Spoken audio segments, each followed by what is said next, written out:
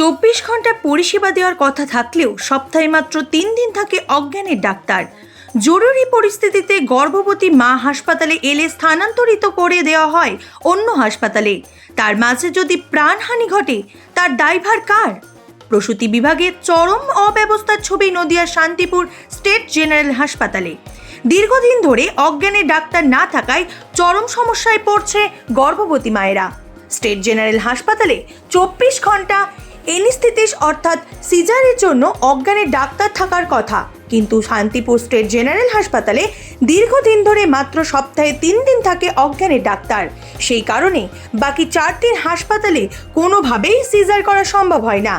এই 4 দিন কোনো জরুরি পরিস্থিতিতে গর্ভপাতের জন্য কোনো প্রসূতি মা হাসপাতালে ভর্তি হলে তাদের অন্য হাসপাতালে স্থানান্তরিত করে দেওয়া হয়, অথবা এক প্রকার জোরপূর্বকভাবেই পরিবারের তরফে সই করে ভর্তি নেওয়া হয়।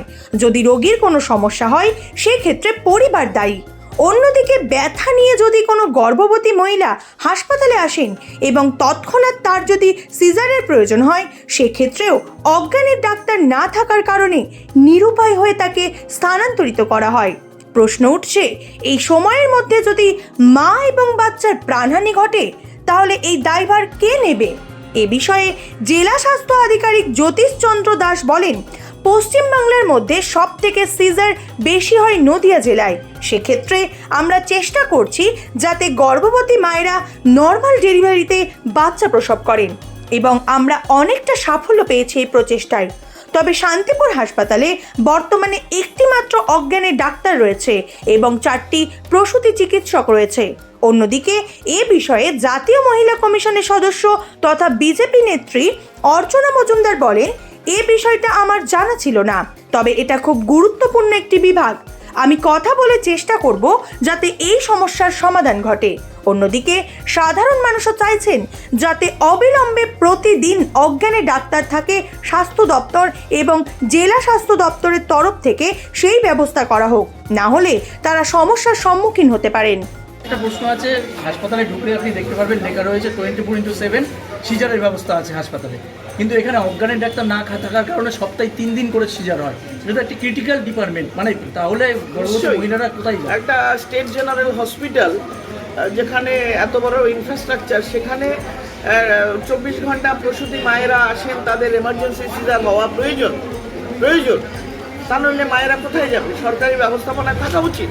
যদি কোনো কারণে 24 ঘন্টা সিজার না হয়, সেটা যাতে হয় সেই জন্য নিশ্চয়ই আমি সুপারিশ করে যাব। Thank you. 24x7 সিজারের ব্যবস্থা করা হয় লেখা রয়েছে। সেই জায়গায় দাঁড়িয়ে দীর্ঘদিন ধরে শান্তিপুর হাসপাতালে সপ্তাহে 3 দিন ধরে অজ্ঞানের ডাক্তার থাকে, সেই কারণে আর বাকি দিনগুলো সিজারের কোনো ব্যবস্থা নেই। অর্থাৎ এটা একটি ক্রিটিক্যাল ডিপার্টমেন্ট। একটা প্রসূতি মায়ের যদি ব্যথা ওঠে, সেই রাতে তাকে যদি ট্রান্সফার করা হয়, তার যদি জীবনহানি ঘটে, সেই দায়ভার কে নেবে?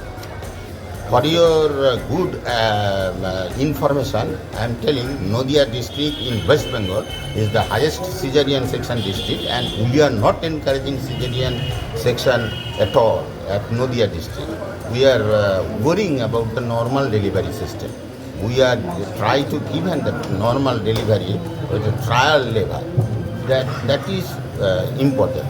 And so far posting is concerned, there is one anesthetist and 4 gynecologist is there.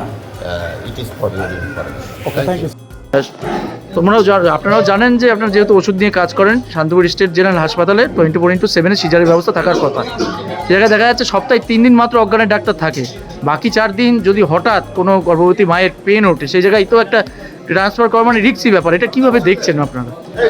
দেখুন, আমরা এটা তো বারবার বলেছি, এটা নিয়ে শান্তিপুরের মানুষেরা অনেকবারই সোচ্চার হয়েছেন, বা আমরাও চাই যে ব্যবস্থা শান্তিপুর স্টেট জেনারেল হসপিটাল, যেখানে সারা শহর এবং গ্রাম জুড়ে মানুষ নির্ভর করে এই হসপিটালের ওপরে, রাত বিরেত মানুষ ছুটে আসে, সেখানে স্বাস্থ্য পরিষেবা অনেক উন্নত হওয়া দরকার।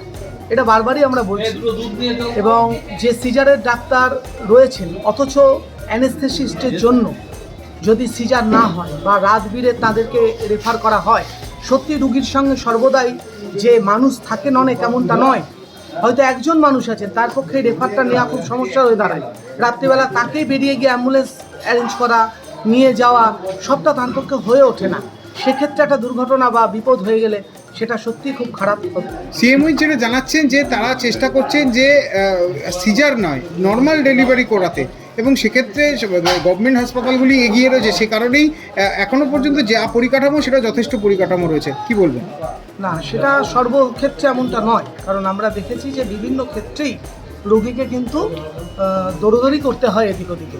শান্তিপুর হসপিটালেই যদি তিনি পরিষেবাটা পান, এবং যেটা ব্যবস্থা, যেটা আমাদের সরকারিভাবে সমস্ত সুযোগ সুবিধে একটা হসপিটালে থাকা সত্ত্বেও যদি মানুষ পরিষেবা না পায়, তাহলে সেটা খুব দুঃখজনক। না, আমি বলছি যে একটা প্রসূতি মায়ের কন্ডিশন তো এমন হতে পারে যে তাকে ইমিডিয়েট সিজার করতে হবে, হতে পারে। সেই জায়গায় ট্রান্সফার করলে তার তো প্রাণহানি হওয়ার ক্ষমতা, হতে পারে, কারণ বাচ্চা দুজন। এতটা রাস্তা, তারপরে সবচেয়ে বড় কথা হচ্ছে কৃষ্ণনগরের হসপিটালে যেতে গেলে যে রেলগেট পেরোতে হয়, বা অন্যান্য যে জ্যাম হয়, বা মানে ভেহিকেলসের যে সমস্যা, সেগুলো তো একটা বড় সমস্যা না। কারণ হচ্ছে প্রসূতি মা তো খুবই সমস্যায় থাকেন, এবং আমরা ধরেই নিতে পারি যে তাকে রেফার করছেন সেই অবস্থায়, যে অবস্থাটা খুবই জরুরি ভিত্তিক। তো সেই জায়গায় যদি শান্তিপুর হসপিটালে সে পরিষেবা থাকে, বা সেই পরিকাঠামো গড়ে তোলা যায় এবং পরিকাঠামো নিয়ে মানুষ পরিষেবা পায়, তাহলে সমগ্র মানুষের ক্ষেত্রেই সুবিধা হবে। আপনার নাম এবং আপনি কিসের সঙ্গে জড়িত? আমার নাম সুব্রত মৈত্র, আমি ওষুধ পরিষেবার সাথে যুক্ত।